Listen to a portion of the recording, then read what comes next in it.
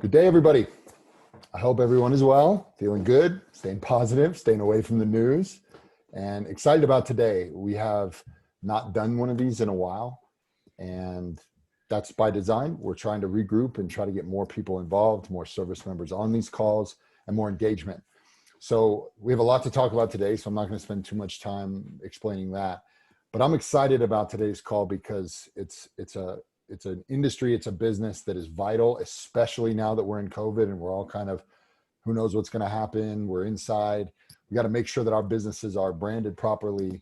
We're marketing and advertising, and we represent ourselves, our business, our family really well. So for those that don't know, my name is Casey Fisher. I work for the apprenticeship program within the Semper Fi Fund. On the call today, we have a couple of our staff members. Brooke is here. Our other staff couldn't make it. They have other appointments at this time. But I wanted to introduce our guest speaker. We have somebody that came to us just a couple weeks ago, just through some conversation about these branding, marketing, advertising type topics. And they have a wealth of knowledge. And they are experts in their field based on the long line of experience they have in different industries, different businesses, same industry. They hail from Carthage, North Carolina, which I learned is in the middle of the state, central to getting out to the majority of their clients, which are in that state. It's a tag team couple, and they run an ad agency called Ad Journey. So I would like to welcome Brian and Trish from Ad Journey. Thank you guys for joining us. Yeah, appreciate it. Hello. Well, let's kick things off. Why don't you guys start by telling us a little bit about Ad Journey, your experience in the field, and just kind of what you guys do? Sure. I'm Brian Sykes, and the business started with the idea of I came from a marketing background working for a company. They were moving to Milwaukee. And if you ever visited Milwaukee, not a place that you definitely want to go and make a full-time career in that spot. So I decided I want to stay in North Carolina. I need to do my own thing. And I started the business with the notion of helping businesses with their communication. And one of the first things I came across in doing business with people is the question I'd start with is, you guys want me to create an ad? What is the ad you want me to create? What is the goal? And most of the time they basically said, well, this is my business. You're the ad guy. I don't know. You just come up with something. And most of my conversations on the front side was explaining to people, advertising is not a Band-Aid. It's a long, ongoing conversation. It's a journey. And that's where the name came from, is advertising journey. So the premise is, what I try and do with people is help them with their businesses to find a way to most effectively communicate to their target audience. And that's really the bulk of what we're going to talk about today, in kind of, I guess, answering questions from Casey on how to help you guys define that and be most effective at it. That's great. I guess one of the things that we had talked about that I think would be important to address. So let's say I run a small business, and as you know, most of the service members on this call and in our program run a home-based small business, not multi-million dollars. So if they have a need, and we all do, for marketing, advertising, branding, and they call you and it's the first meeting, what kind of things do you walk them through? The first question I always ask is, what's the message? And it seems like the most simple mindset question ever, but you got to think in relation to business is all about solving a problem.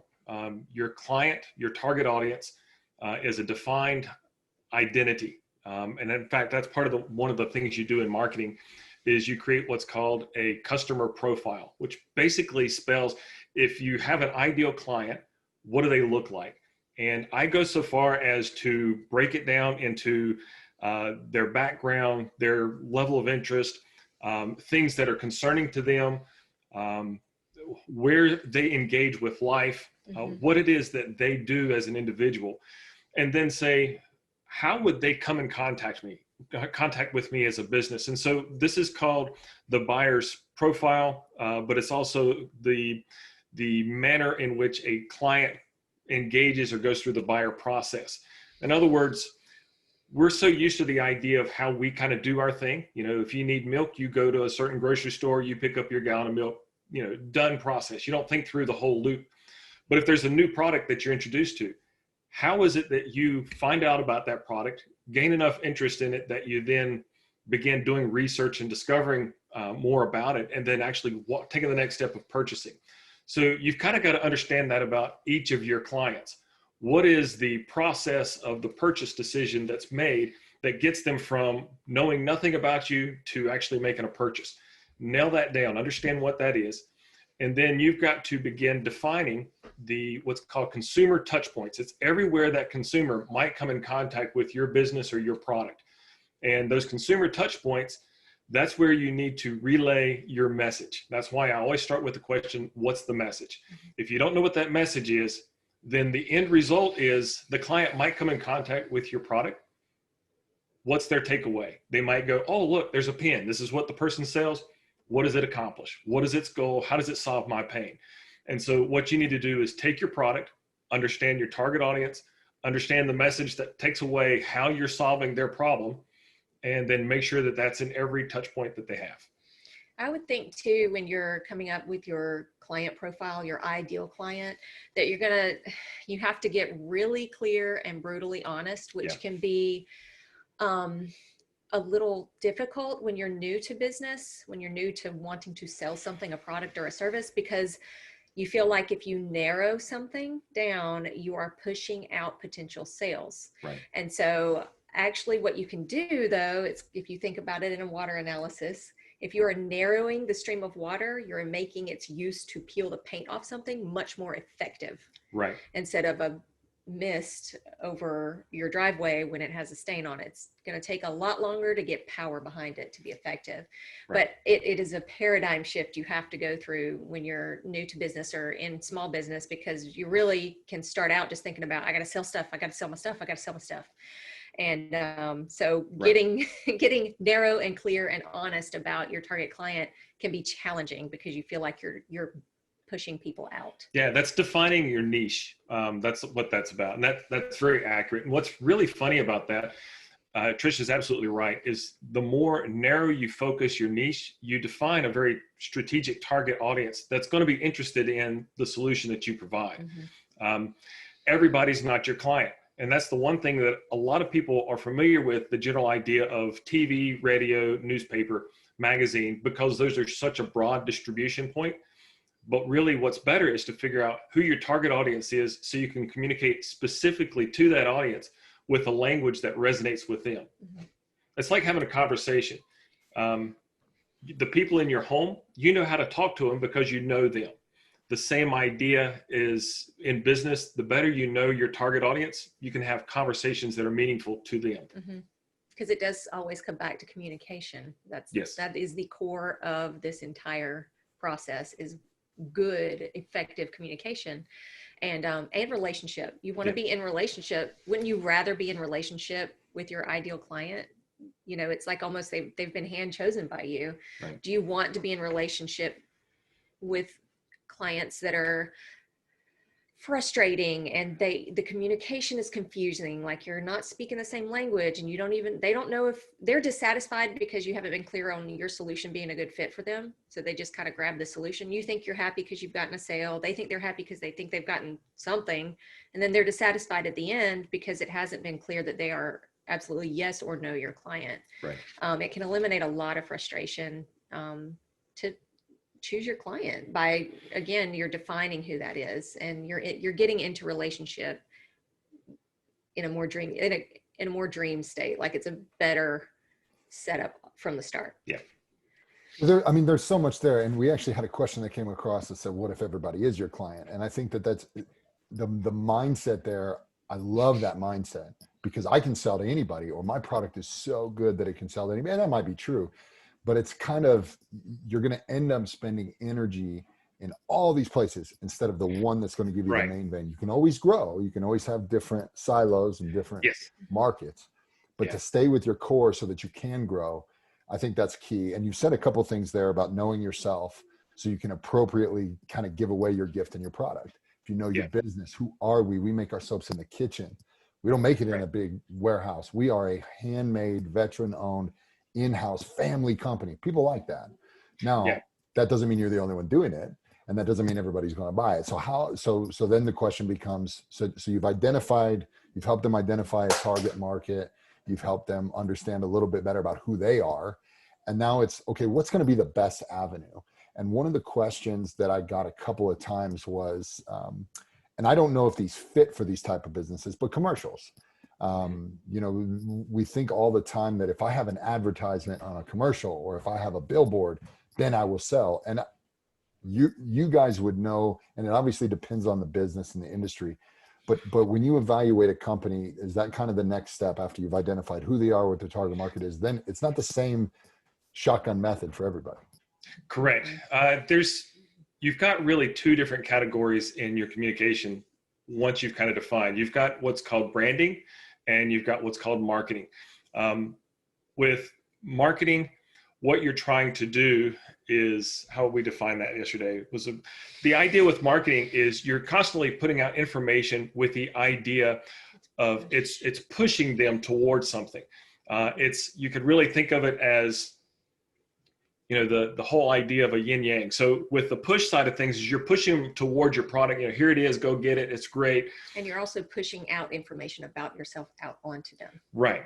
Where branding on the other side is, this is who we are. And because we line up with the things that you identify with as a client, this is why knowing who your target audience is and knowing who you are, you draw people in. So it's a pull. The story. Yeah, it's story based. Okay, so within that framework then, is in branding and marketing, advertising is an arm of that. What you're trying to do is take your information, get it in front of the right audience in the most effective way possible based off of the target audience that you're trying to reach and your budget. Budget considerations are always there. So as a getting out the door, getting started business, you've got some great tools that I'd recommend on the front side.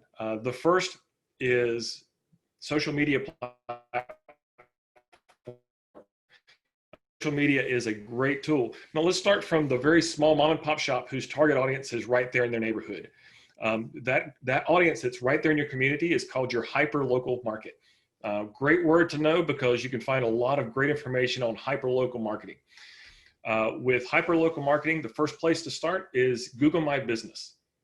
If you don't have a Google My Business account, actually I've got a podcast on our podcast called Jumpstart You, and it walks you through how to do a Google My Business setup. The basics are create a Google email account, so a Gmail account, and then you'll walk through the process of capturing your business profile on Google My Business.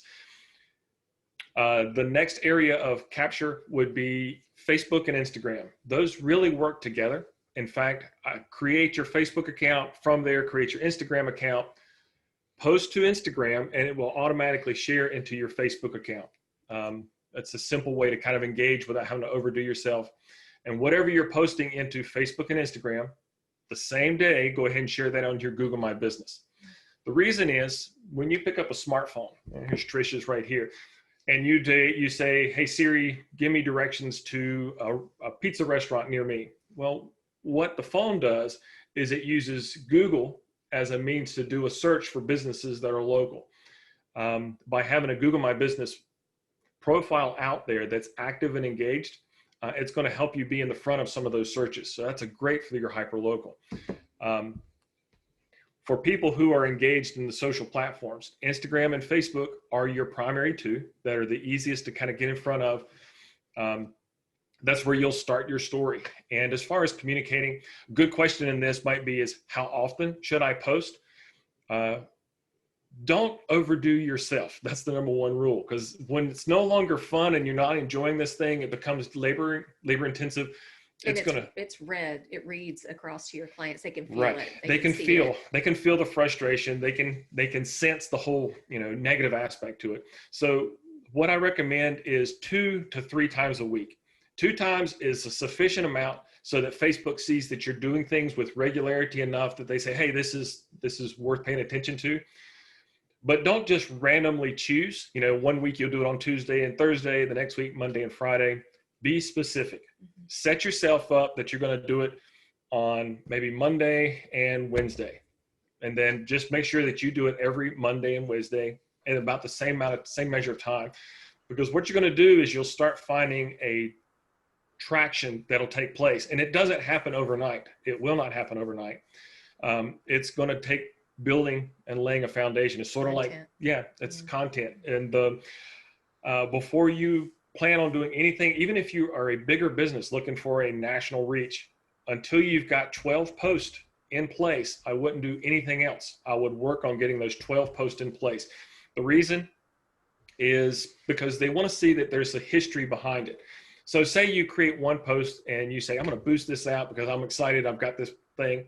So you send this thing, you pay some money to boost and promote your Instagram post, and it gets in front of 1,000 people. 1,000 people, of that, a small percentage will click and look at what you've got and they go, oh, they've got one post. They're not established. They don't look like they've got anything worth value. And so there's nothing more to do. That's why 12 will fill up your standard post review. Oh, yeah. So when they scroll, they see immediately content that fills up the page. It also shows some substance there. It shows a track record of consistency. It's sort of like if you go to the store and there's a brand new product on the shelf, it might grab your interest, but it doesn't mean you're going to take it home that day. But if you go several times in a row and you keep noticing it, you might end up taking it home. That's the way it works with food and candy for my kids. So I'm sure that's kind of how we do, is we look for some consistency and something that's in front of us. So I'm trying to keep it tight there. Oh, that's a great point. I mean, it's just like that with anything. I drive by a guy near my house that he's smoking ribs. They gave him a permit to take his smoker out. And every time I see it, I go, I gotta go. I'm not even hungry, but I smell it and it's repetition. And one of the things I was thinking about as you were talking about social media is it doesn't always, the posts don't always have to be a call to action, a direct call to action. And Right. It doesn't have to be, oh, our soap prices were slashed 25%. Right. Those are important, right? But it could just be an article about the that plays to your brand. That's some independent group. I mean, is that some of these posts as well? Totally. I think it's good to, especially once you really get in a group. Okay, first of all, I want to say this is a very 5 Mile High view, phase 1. So say you are not posting right now. First step is decide you are going to post so many times a week. Mm-hmm. Decide what days, just a baseline. You're looking at the skeleton of this thing, really just phase 1. Let's just get this ball rolling. Mm-hmm. Okay, so I just want to kind of point that out. There's a whole lot of layers you add on as you go. Yeah. You start digging down deeper and finding that some posts are it's really good to have a call to action or some sort of call to engagement with the post, like, share for blah, blah, blah, or click, there's something that is more than just they like it or they see it and scroll past. Right. Some of that needs to be present. Also, there's a big part of things when you're in your niche, you're trying to establish yourself as the subject matter expert, or you're present enough that you become known as the first thing that comes to mind when they do become a potential client. You're getting in front of a lot of people that you're not their solution yet. I think of an exterminator, like not necessarily are you going to every day need an exterminator, but when you do, bet you're going to think of one you've seen the truck for every time you go out, or you've heard, the jingle or whatever. It's the exposure that once they become your potential client, you've already done the exposures and the convincing. They go to you first because you're posting stuff very actively and currently about keeping your finger on the pulse of what's going on in that world right now. Right. Not just like we're the only ones here, so of course you're going to call us. Right. It's like, wow, they are constantly posting stuff. Like I don't read it, but the article title tells me they're reading the stuff. They're keeping in the know of, the bugs for this season, what comes out now or what to be on the lookout for as signs that you may have an infestation of this thing. So there's the post engagement, like call to action, and then establishing yourself as the expert, or at least the go-to for questions to be answered. Right. That's called top of mind awareness. So it's just by constantly being in front of people, you're letting them know, hey, I'm here. And what I like, Casey, that you said that's really, really good is you do have a call to action, not in the sense of buy now. When you're constantly bombarded with a person that's like always got a handout, that's the person you avoid. But if there's somebody who's got the other direction of constantly giving something, they're informing, they're giving value, then that's the person you want to pay attention to, because with no request from me, they're giving me something that I'm interested in what they have. Mm-hmm. So like Trish mentioned several times of being the knowledge leader in a category, the best place to be.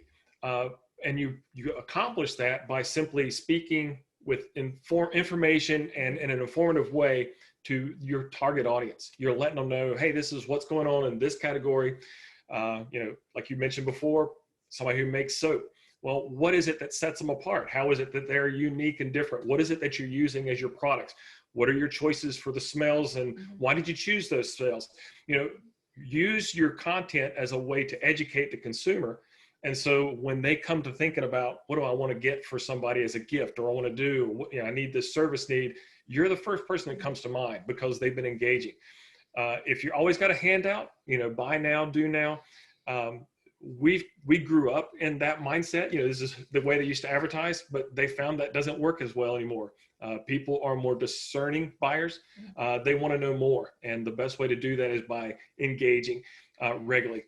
I think of two words as a consumer. This is taking, the marketing hat off or whatever, but as a consumer, I like someone approaching me, offering a solution. So offering versus trying to get me or close me. So when you're thinking, and again, now back from your business owner perspective, what do I have to offer? Even if it's information or an answer to a question. It's not like an offer like 10% off if you click through. That's not what I mean. It's like, what do you offer of value that maybe doesn't even have a number on it to a client base or the market? Instead of what do you get? I'm trying to get that customer. I'm trying to get the sale. It's coming at it from an offer perspective. That's more attractive to me as a consumer, on the consumer side of things. I'm more likely to move in to a situation like that than towards something that's trying to get me. Yeah, that goes back to understanding your target audience and understanding your message. You make those constantly move them through with, here's what I recognize is a pain, and this is how we can help solve it. And it's not with the idea, and now we need your wallet. It's more of, what can you give them that begins filling the hole, that makes them say, I want a whole truckload of that, because this is really working right here. Yeah, well said. There's a theme that's coming in this conversation, and it's relationship. And Definitely. I wonder how many of the gentlemen on this call constantly pursued a female in high school or college and said the same thing. Oh, why don't you go out with me? Go out with me. Go out with me. Go out with me. Go out with me. I knew he would raise his hand. How many times did that work? And even if it worked, did you keep that person in a relationship for a long time? It really is the kind of the same concept. Without lying, you're giving the truth. You're telling exactly who you are when you're engaging with your client. You're not saying, I'm the greatest of all time. You might be, but that's a perspective thing. It has to be an objective point of view. So yeah, Trish, you were going to say something. It makes me think of something I was thinking of when we first started the call about narrowing your niche, like defining your target client, your ideal client. I was actually thinking about a real life example, not in business, but just because you are say a man is seeking a woman as a spouse or a mate. There's all women, there's all the women. Well, how do you narrow down which one it is you want that would make the best person to partner with in a relationship and communication? Is you're going to hone in on what your ideal things are. A business who just wants to get any amount of sales is just like, someone going out just looking for a mate from whoever will just be the first one to raise their hand. No, you really want to define what works for you. It's a totally different, I don't know, but then when you brought that up, it just was like, okay, maybe there's absolutely parallels there, because even in a business where you buy something that's consumable, or, we have some people on here that make flag art or furniture. And a lot of the times they're one-time purchases, but that person may buy something else or be in the market for another piece of art or a gift or another piece of furniture, that if they were treated well and the process was smooth, man, I just loved working with Caleb. It was so great. I'm going to buy from him again, or even if he might be a little more expensive, because I developed that relationship. People want, and I think this is something that the market is starting to understand a little bit more, or business owners are starting to understand, is that it's not just the relationship that I have with the consumer, it's what they have with me. And they feel good about it. So I'm willing to pay the extra $10 to get that, or $100 or whatever it is. And then they go tell everybody else about it. And that's, word of mouth. We can talk about that too. But But I think it's important. So we've kind of talked about the social media and creating a page, and that's, in a way, it is marketing, but it's branding. They just have to go together. There's no two ways about it. Right. And that's free. You can post Yes. all day long. You can do whatever you want. You can put call to actions, click here and go to our website, buy right here on Facebook Marketplace. Right. There's so much free out there. I think the challenge in all of that is, what do I say? How do I make it work? And whenever anybody asks me that question, I don't have the answer. I go look at the person that's doing it really well. What makes me want to buy beard products or, clothes or whatever? If that works for me, maybe if it sells me, maybe it'll work for my business. Yes. Talk a little bit about that and how you've helped companies in that regard when they say, I don't know what to do. I don't know what to say. I think that's absolutely perfect, because most businesses are really good at wrench turning. And the idea with that is simply they know how to accomplish the process of doing the job, but how to tell that story to somebody else, it's really challenging. So what I tell them typically when we have this conversation, of course, we're the ones who typically have to come in and be the marketing voice for them, but it takes a lot of time of engaging and learning about them as a business and asking strategic questions. Like you were just saying, what is it that makes me interested in that product or that business? You really need to do that for yourself. And this goes back to where we started the whole conversation of understanding your target audience and understanding their pain point and the message that you have for them. Because if you can kind of get that nailed down, then that becomes the thing that you want to communicate and engage with. If you were to strip it all away and you meet somebody for the very first time, and it's a chance to sell a product, and you're in front of this person, and now you're going to tell them about your product or your service, what is it you're going to say to them? What is it that's going to, in that little bit of conversation, engage them in a way that lets them know this is what you do and this is how you solve this problem? That's where you keep narrowing down that focus and try to figure out how to say what it is you do in what they call a billboard headline. It's 7 words or less. That's really challenging.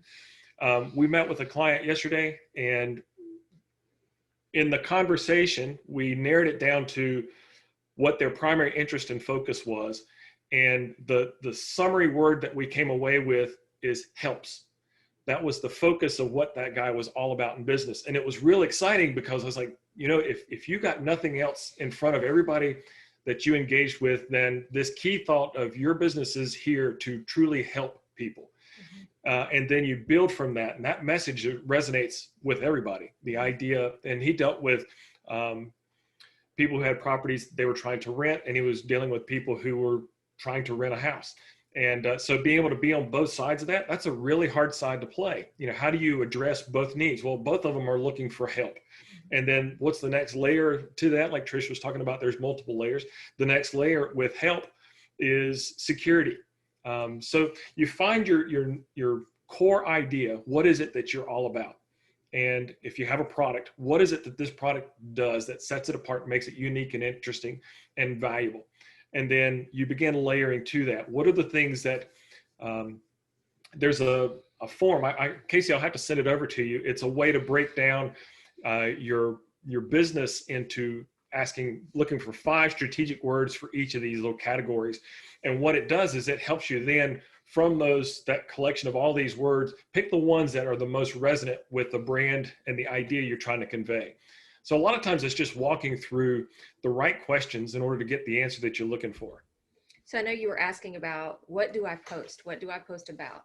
And so I think if we come back to what Brian just said, if you can just start getting down to the absolute, it doesn't have to be a full sentence when you're coming up with it. What is it I do?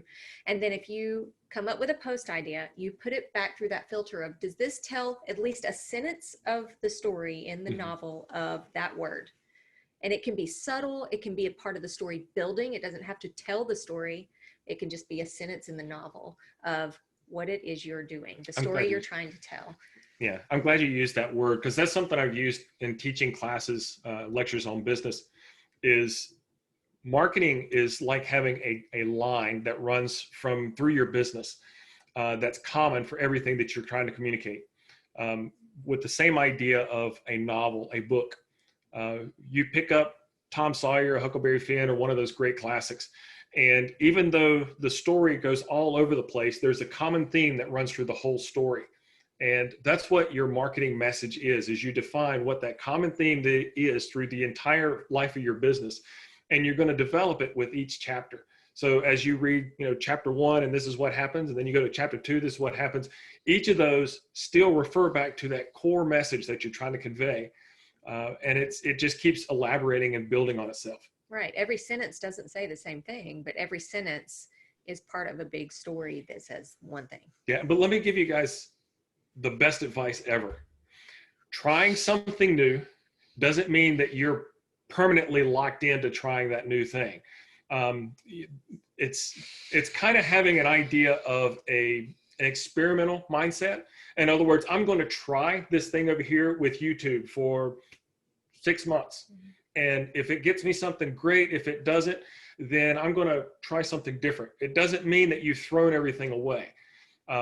It's just an experiment based off of time. And that's something I know I myself have wrestled with at times. If I want to try something new, I'm like, then I want to go and nail everything down. I want to have everything written out just right.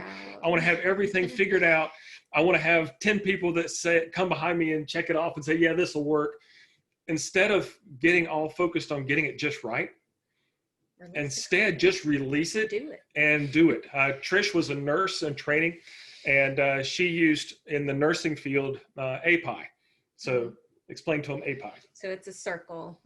So A is assess, P is plan, I is implement, E is evaluate. I'm pretty sure most of the people here know what an OER is. Not OER, but the after action report, AAR, where you've done that. You've basically done API, you've assessed the situation, you've come up with a plan to attack the situation, you've implemented the plan, and then the AAR is the E, the evaluate. You see what the outcome was, you tweak the plan again, you come back around to the A. You've used your evaluation, come back to the A.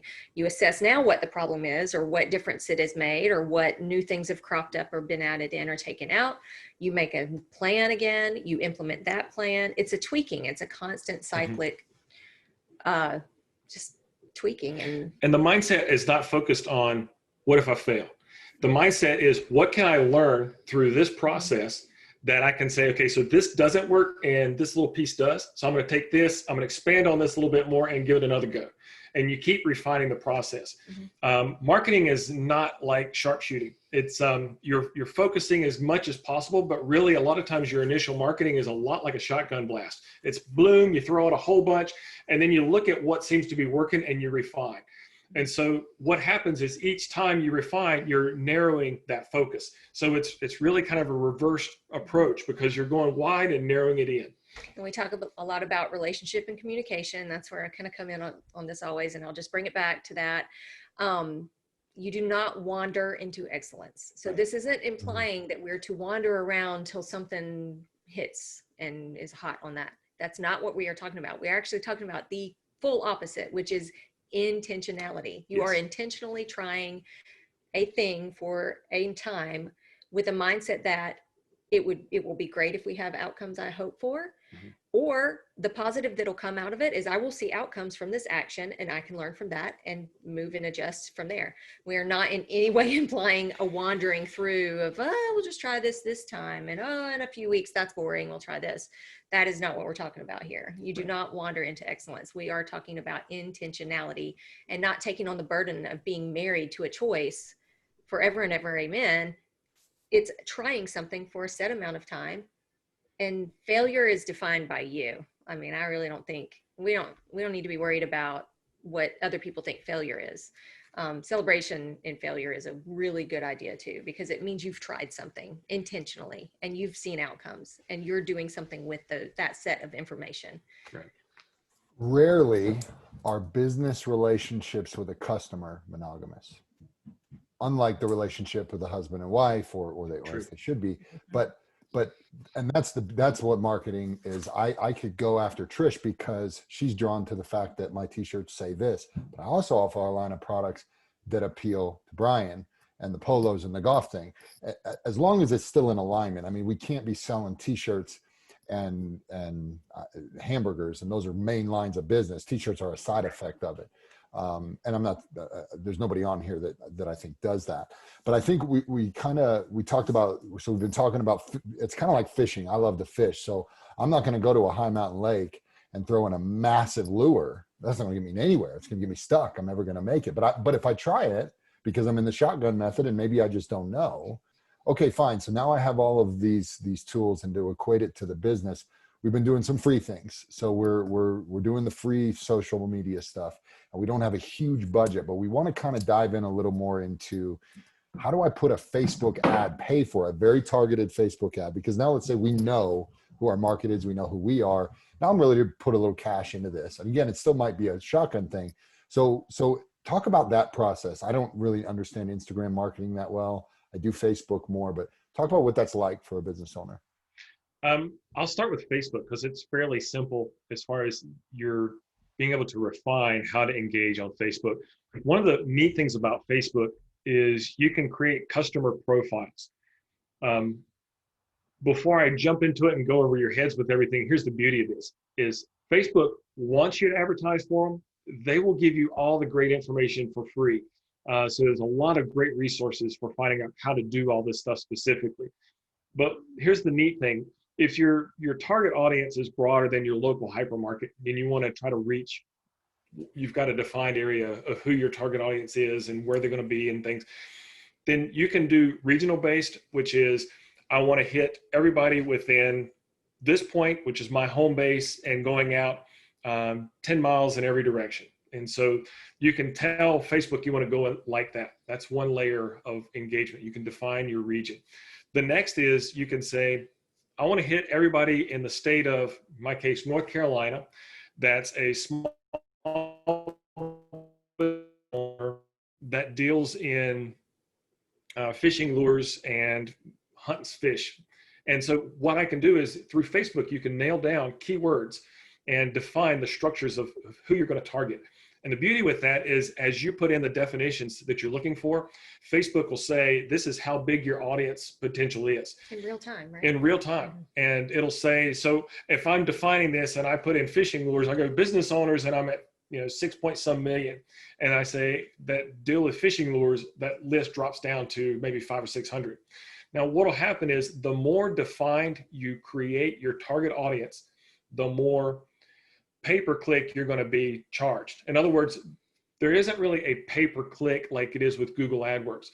When you're advertising with Facebook, they say this is about how many people we're going to try to put it in front of, and you basically, you pay them and they get it done. But what they do is the amount of people you reach will cost you more the more you refine that target. Now, here's the really cool thing with Facebook that's brilliant. They track everything.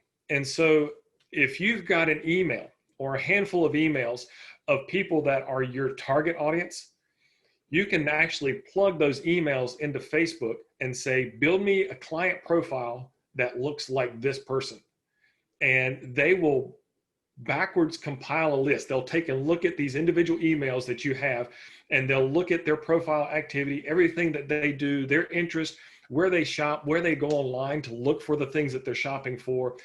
It's a little eerie, but what they'll do is they can build a client profile for you.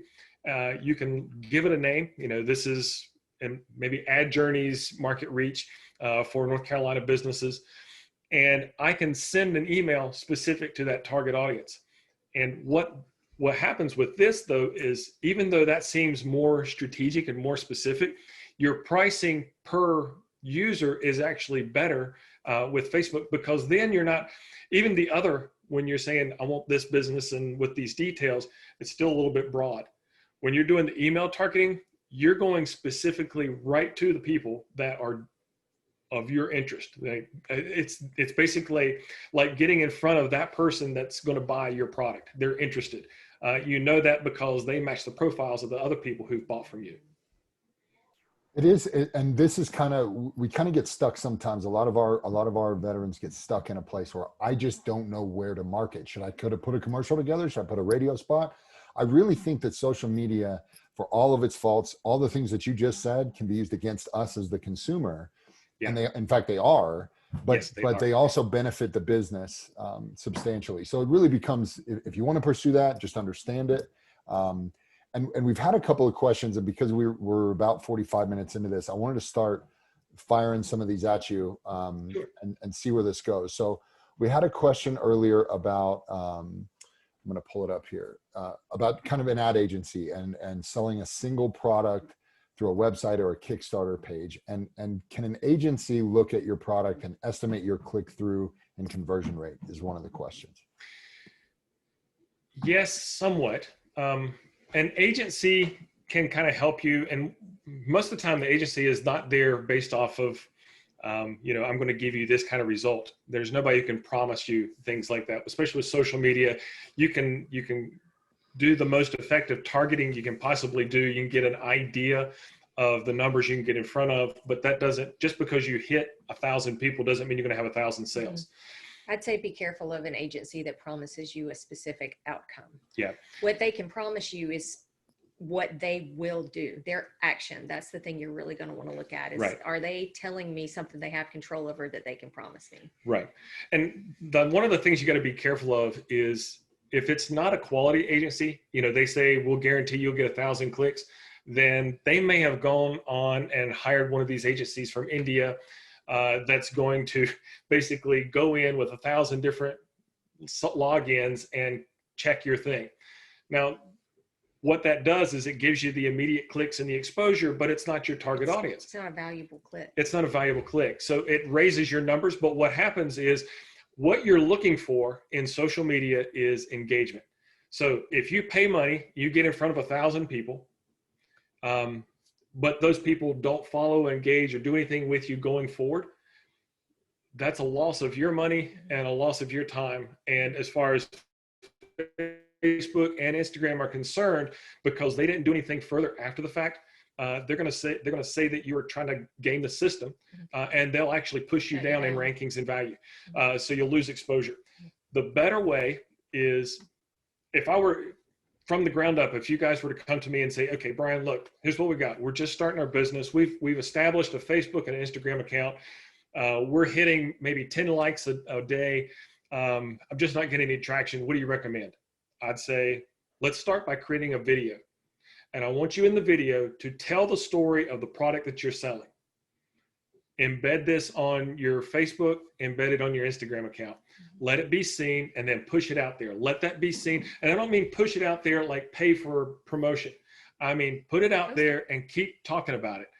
Refer back to it.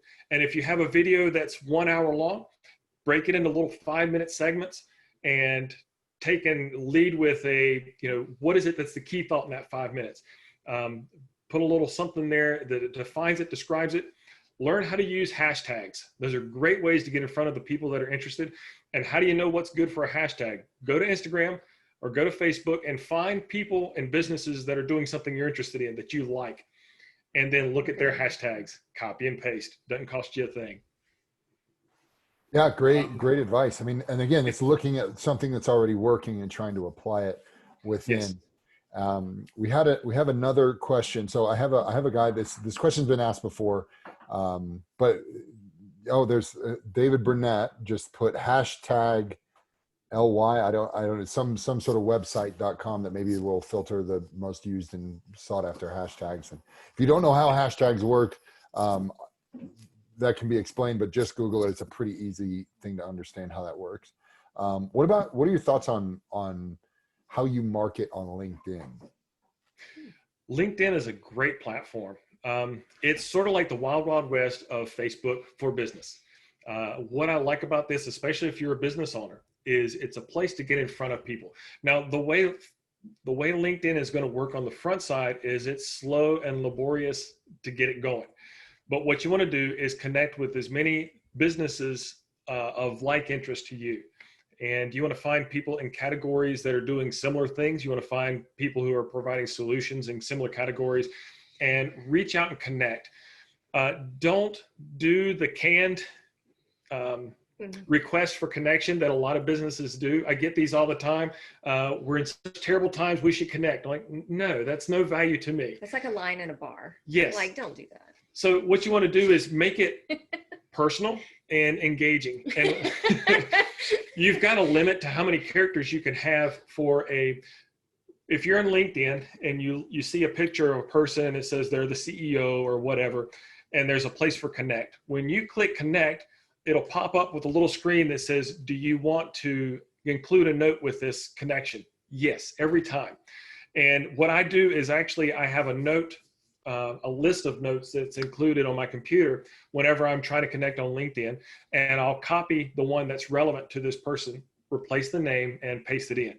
That way it's still personal enough that I'm saying their name, that's valuable. I'm saying my name and the name of the business, and I introduce with something that's of value. To know that though, you got to take a minute, look at their bio, learn a little bit about them, what they, why they're valuable to you, why you'd be valuable to them, and engage personally. Now this starts building your base. And then begin posting on LinkedIn the same way you would post on Instagram and Facebook. Here's the beauty of LinkedIn though. You create your initial post and you send it. Okay, when you send it out in LinkedIn, it's sort of like a Facebook post. It just kind of goes plop, it's up there. But the neat thing about LinkedIn is once you've created that post, at the bottom, there's a thing called share. Click on share and it'll pop up a new window. And in that window, you can say, you're going to share as yourself or your business if you've got a business page. And under the settings, you can choose to share with everybody who is a current connection. The neat thing then is everybody that you're connected with is going to get that information personal to them. And it'll go in, it can go through their email, it can go into their personal listing. And what you're going to have happen is suddenly, where before you were getting 5 people seeing your post, you're going to start having hundreds to thousands of people that are seeing your post. And if you're posting with regularity, these people will like and follow what you're doing. And this is a great place if you're doing a video. Most people have smartphones today. Get a smartphone, grab headphones with a little microphone piece, and do a short video explaining what you're doing and what sets you apart and why you're of interest. And that sets you apart right there. Yeah, you're engaging. And it's a great tool to make use of and kind of get in front of people, just telling your story over and over again. I would like to make a point real quick. When he's talking about he has a few messages to choose from when he's re-engaging with someone who's shown interest, copy paste. It is not this, the concept of that is that a messaging framework is consistent. So he knows I'm going to copy paste that, but that he doesn't hit send. He then gets inside that framework that's already, you've done the work once, and then you're not expending emotional energy on trying to recreate that message every time you speak with someone. You've got the frame. It's like the outline for a paper. Yeah. So he puts that over into the message. Then he actually writes the message around, right. But the framework is consistent. And so he knows he can not spend a lot of mind energy on making sure, okay, did I say kind of the same thing every time to every person? That's there, the framework's there. So you're anything in your business that you can make repeatable, you do the work once and then it is repeatable, you are becoming much more efficient with your time. And that is something that has a finite number on it, time. We don't get more of it. We can't go get more of it. You can get more money, you can get more of a lot of things. Time goes by, you don't get more of it. Yes. So any part of a process that you can make repeatable is a very, very good idea. So I didn't want y'all to mishear that he's copy pasting. Right. That's not, it's just the framework of a message stays consistent with everyone he engages with. So he can put it over into the message and then almost like rewrite around it to kind of make it personal. Yeah, thank you. That's really invaluable because I'm a creative. I do creative work for a living. I stay creative. But like Trish says, there's time, and I understand the value of my time. So what I have to do is find ways that if it's an easy task and I can redo it multiple times, then I just copy and paste as much as possible because I want to try to cut it out. So I'll take time to write a really good message that I think will resonate with the core audience and use that as my base. Yeah, no, this is all great. And we're starting to get some more good questions, which I love. So one came in a little earlier and I skipped over it, but I wanted to ask, and it's a barbecue caterer who, as we know, now it's hard to get mass events. And in order to keep his name and his company's name relevant, an idea he had to kind of market to let him know I'm still here, stay relevant, was to make some brownies take them to his clients, drop them off with maybe like a note and like a one sheet explaining his business. Here's a 5% off your next time. So first, is that a good idea? And second, if he engages physically with them, understanding that COVID is the way it is, what should he say to them? Yeah, I think that's a good idea, actually, because you're getting top of mind awareness again, and it's there's a loyalty too. You know, when we come through this, they're going to come back to you. They're going to be rooting for you because they have connected with you personally. We have this local business owner we talk about all the time. She got hammered in COVID. She has come out on top. Everyone loves her because what she posts is her. It's not just like, oh, look at the products in my shop. She is so real and genuine and connects with people in every kind of way on a personal level that she can without getting in people's business. But the whole community rallied around this person because she connected with people. And that has it's saved her whole business. It's really quite remarkable because not only did this lady have COVID, but during COVID, she had like a flood in the business.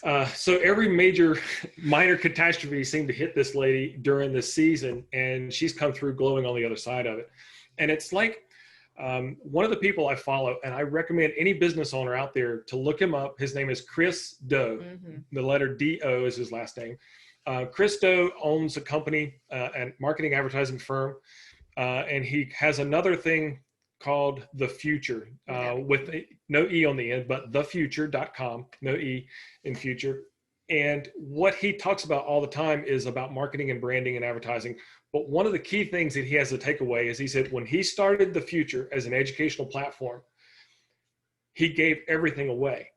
He just keeps every day putting new content out there, posting. And he said that it's the most insane idea initially of giving it away. But what's happened is people would contact him and say, I like what you're doing. I value the content that you're providing for free. I want to support you. And how can I just, I want to pay for something. And so from that, he started developing training content that you could pay for to buy. And what's funny is we've actually bought some of his content. The stuff he gives away for free is better quality than the stuff you actually pay for. Yep. That's what's amazing, is because people see the value in what he's doing, that they want to invest in it. The same idea with your business. If you can front run this thing in such a way that you're engaging, people understand that you're invested in them, they want to turn around and invest in you. So the idea of the brownies is really good. And the idea of just encouragement. I mean, people love a pat on the back and knowing that we're in this thing together. Right. And I think too, a thing that was so successful in our friends' success was that people weren't just rallying around her and her business to save the business. They felt like they were saving themselves because they had all written themselves into the same story. They felt a part of her business. Yeah. So they weren't just rooting for, Angela, the owner, they are rooting for themselves because they could so relate. They felt a part of the process. They felt like if that business went down, they are going down with it because they were in it. I don't know. It was magical. The neat thing about business is you got to get into, there's a book called Why People Buy. And it goes into the psychology of what people do and what motivates them to do things. People personify business. They don't see a brick and mortar per se. They personify it, they humanize it, and they give attributes to it, and they relate to that business as a person.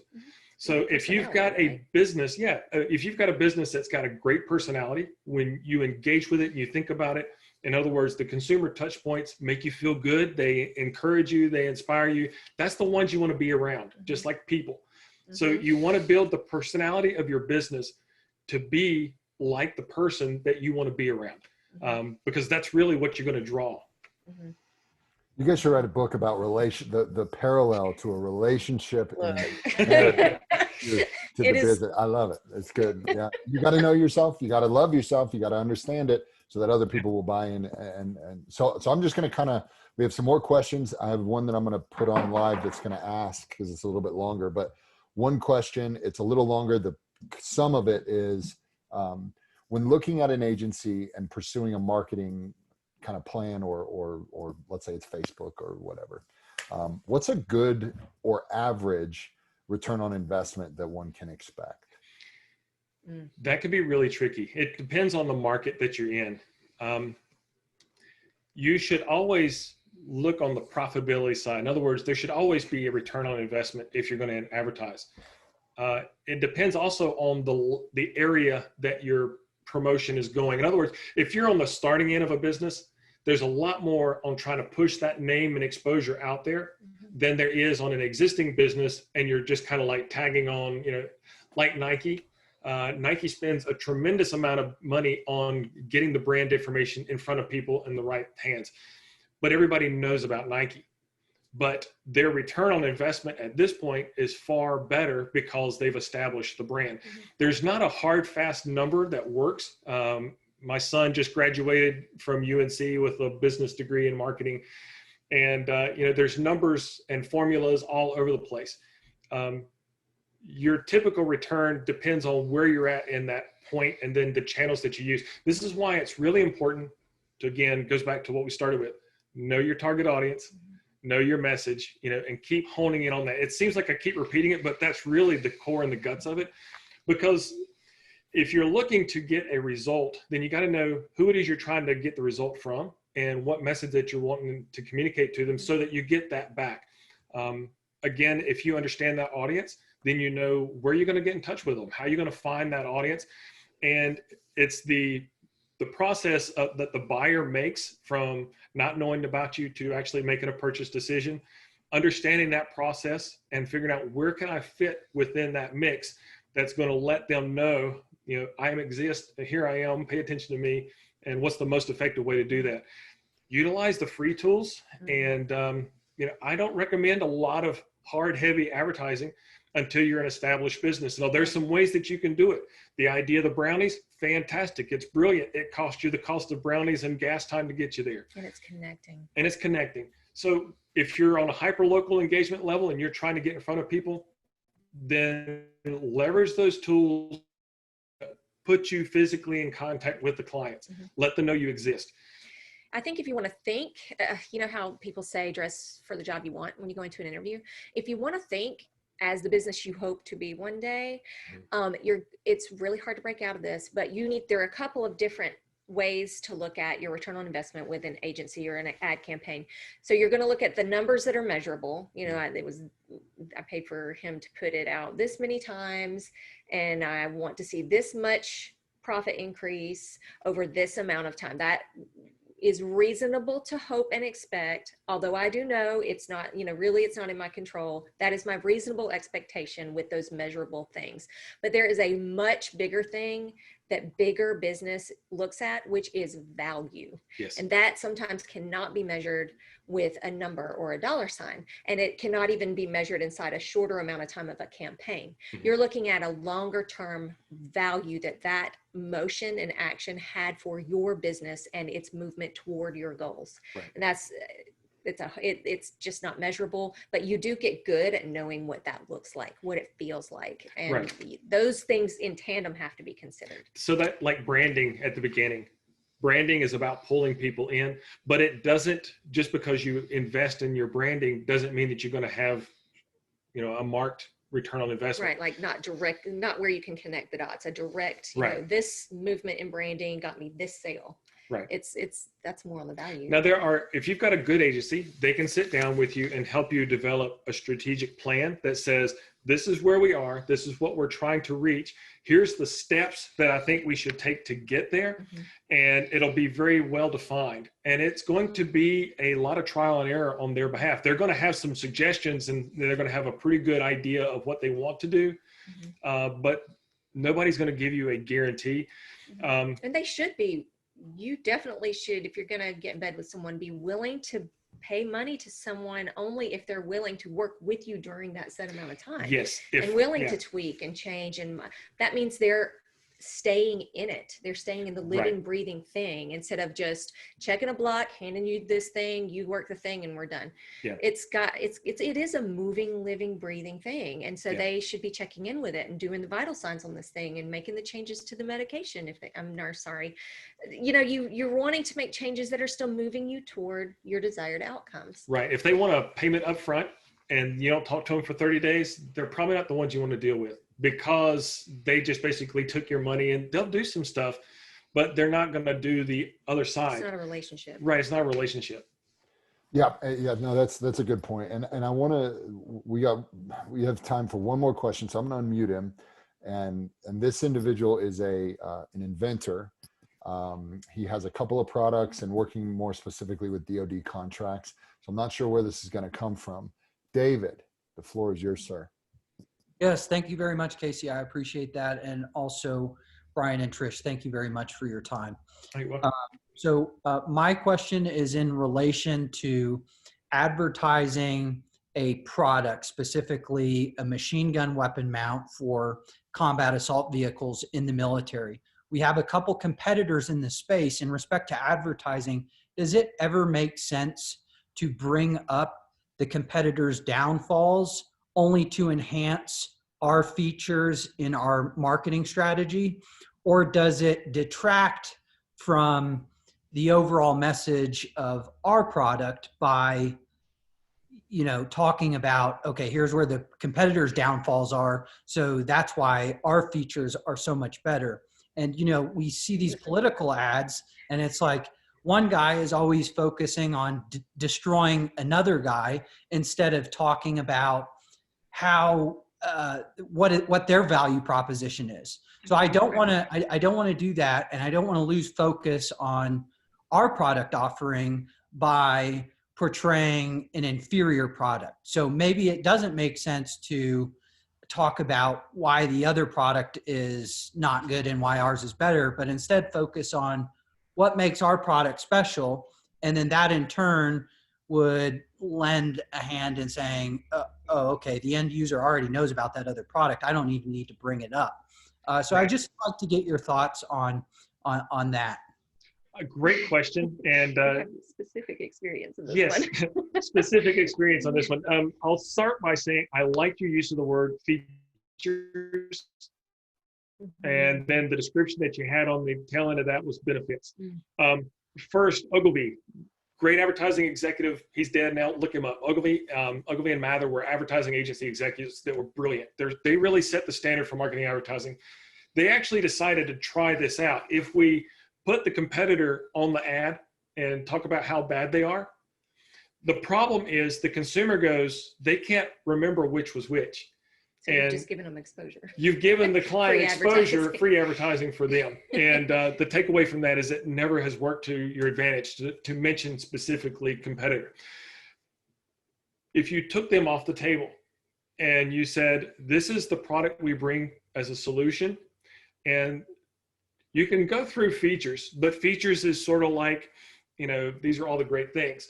More than features, talk about benefits.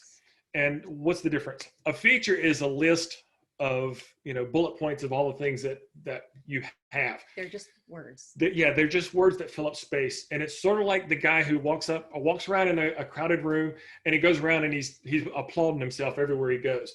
And he's like, I'm the greatest, and I can do this. And you're like, okay, I'm not interested. Or if he says, like, I only buy this brand of this, and this. Well, if he's talking to someone who isn't brand focused or not even in that spending level, then he's lost communication. That it means it holds no value to them. Right. It's just words.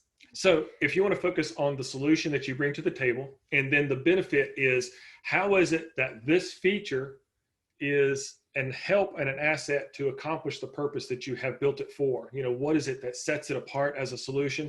That's the benefit. And so really that's what's the most important to the consumer, because what you're trying to do is you're trying to show the target audience, the consumer, how this solves their pain point most effectively. So you don't even really have to bring up all the bad things that everybody else has done. You just talk about how this product accomplishes this. And you can tail end with it and say, this is what we were seeing common in the field that was failure points. Mm-hmm. And then say, based off that, I built this solution, and here's the benefits to you. And then that message tells the story of, I care about this market, I care about this pain point, and I care about the solutions, not I care about making that dude look bad and being a bully and being the best. No, you cared about the market. You identified weak points in the market. It's a very blanket, exactly like he said. It's a it's saying the same thing, but in a very different way. And the Yeah. message is thoroughly different. And one thing you want to be careful of is don't overwhelm them with the information. You want to make it so that they can have a takeaway. In other words, if you could limit it to 5 or 6 key benefits, so that when you finish the conversation, you say, now you tell me, what are the key benefits to you? They should be able to list out those 5 or 6 things. If it's beyond their comprehension or they don't retain it, then it didn't do you any good. So again, it's sort of like when my kids were little and I want them to do something, I don't tell them the entire list for the day. I go, right now, I want you to do A, B, and C. Now tell me what I just said. And they repeat back A, B, and maybe C. Same thing, even though it sounds kind of dumbing it down, really that's the same thing you want to do with the consumer, your target audience. You want it to be so that they can have the same takeaway. They're able to go, okay, specifically the benefits to me are these things. Right. And it's great. Now you can fill in the blank. If you've got a great example is I worked with Longworth Industries. They're the manufacturer of XGO. I helped them launch that brand, which is a performance base layer. And when they were in the process of launching this brand, they came to me with product on a page. It was literally, specs. It was, here's the base layer, here's the details of it, and they were wanting to go to market with it.